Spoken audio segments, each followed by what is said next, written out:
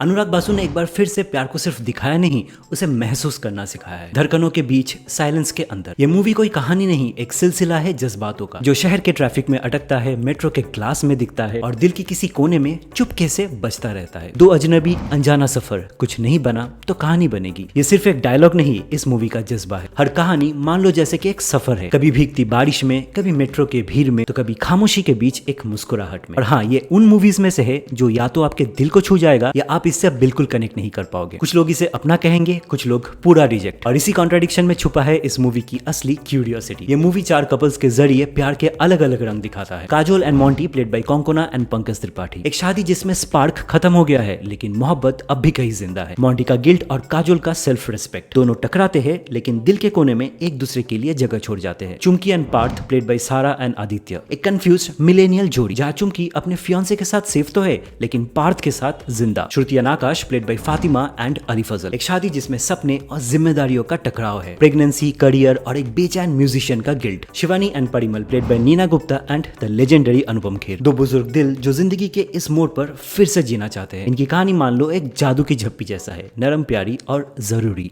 प्रीतम ने फिर से एक बार सिर्फ म्यूजिक नहीं दिया, कहानियों को आवाज दी है। जमाना लगे, दिल का क्या और मोहब्बत कितनी करूं जैसे गाने सीन्स के बीच नहीं, सीन्स के अंदर घुल जाती है। ये मूवी मान लो कि जैसे एक लाइव कॉन्सर्ट जैसा महसूस होता है, जहां हर गाना एक जज्बा है और लिरिक्स उनमें वो बात है जैसे किसी ने मान लो अपनी पुरानी डायरी के सबसे पर्सनल पेज को ढूंढ के गानों में डाल दिया है। सिंपल, रॉ और दिल के बिल्कुल करीब। अनुराग बासु ने एक बार फिर से बारिश, साइलेंस और शहरों को कैरेक्टर बना दिया है। मुंबई की भीड़, कोलकाता की येलो टैक्सी और दिल्ली के पुराने गली नुक्कड़, सब कुछ मान लो जैसे कि कैनवस की तरह लगता है। हर फ्रेम मान लो कि जैसे एक पोस्ट कार्ड है, हर शॉट एक याद बन जाता है। देखो, परफॉर्मेंसेस की बात करूं तो पंकज त्रिपाठी फुल फॉर्म में है। मोंटी सिसोदिया के रूप में उनका गिल्ट और कॉमेडी का जुगलबंदी एकदम टाइट है। Konkona is the soul of the film, fierce भी, फ्लॉट भी। काजल घोष के अंदर का तूफान वो आंखों से बोलती है बिना किसी वर्ड्स के। Sara Ali Khan, I felt finally lands a role that fits.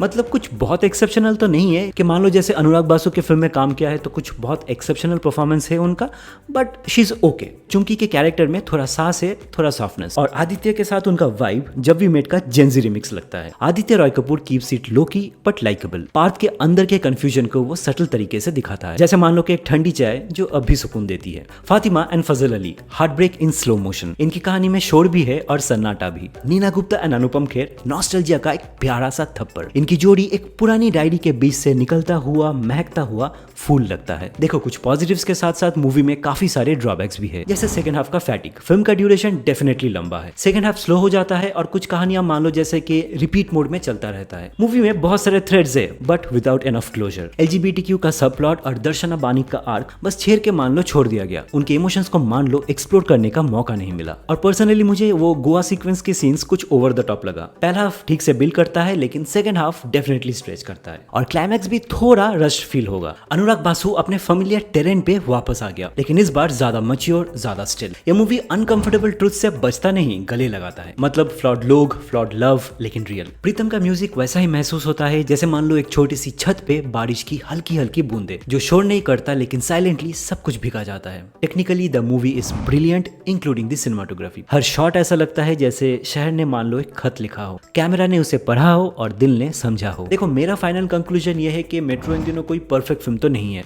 लेकिन जैसे जिंदगी, ये मूवी भी फ्लॉड है लेकिन दिल से बनी हुई। तो जाओ किसी अपने के साथ ये मूवी देखो या फिर खुद के साथ, क्योंकि कभी कभी एक फिल्म याद दिलाती है कि एक ही इंसान से बार बार प्यार करना पड़ता है।